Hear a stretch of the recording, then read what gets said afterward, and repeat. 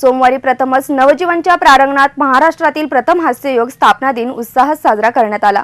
यावेळी हास्ययोगाचे अनेक प्रकार करीत त्या माध्यमातून विद्यार्थ्यांना या योगाचे अनन्य फायद्यांविषयी डॉक्टर सुषमा दुगड यांनी बहुमोल मार्गदर्शन केले। दरम्यान उपस्थित शिक्षक, कर्मचारी, विद्यार्थ्यांनी या हास्ययोगाचा लाभ घेतला।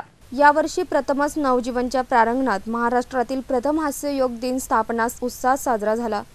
यावेळी 13 मार्च 2017 रोजी नवजीवनच्या प्रांगणात जागतिक महिला दिनानिमित्त हास्ययोग समन्वय समिती नाशिक यांच्या वतीने महाराष्ट्रातील प्रथम हास्ययोग स्थापना दिनाचे आयोजन करण्यात आले होते।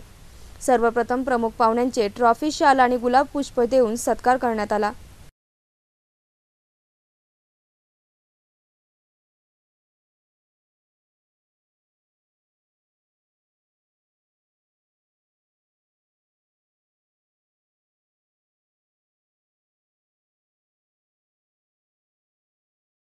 दरम्यान या कार्यक्रमाचे प्रमुख अतिथी doctor Sushma Dugad, Aditi Waghmare, advocate R Bafna, Subhash Kulkarni, advocate Pekhale, Suman Wagh, Aditi Agarkar हे मान्यवर उपस्थित होते। हास्ययोगाप्रसंगी हास्याचे वेगवेगळे प्रकार करण्यात आले। त्याचबरोबर या योगांचे अनन्य फायदे स्पष्ट करून कृतीद्वारे समजविण्यात आले।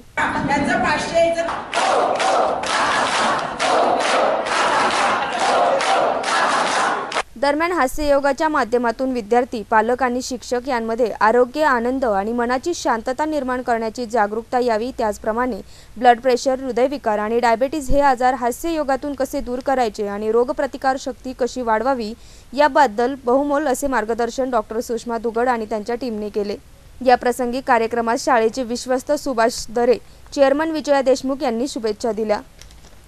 दरम्यान नवजीवन एज्युकेशन सोसायटीच्या सहाय्यक विश्वस्त मंगल पवार, शाळेचे प्राचार्य बीबी पाटील, माध्यमिक मुख्याध्यापिका अनिता सूर्यवंशी, प्राथमिक मुख्याध्यापिका वृषाली लोंढे, SR देशमुख, प्रल्हाद देशमुख, शिक्षक, शिक्षकेतर कर्मचारी आणि विद्यार्थी मोठ्या संख्येने उपस्थित होते। शंतनू रोकडे, नाशिक न्यूज, नाशिक।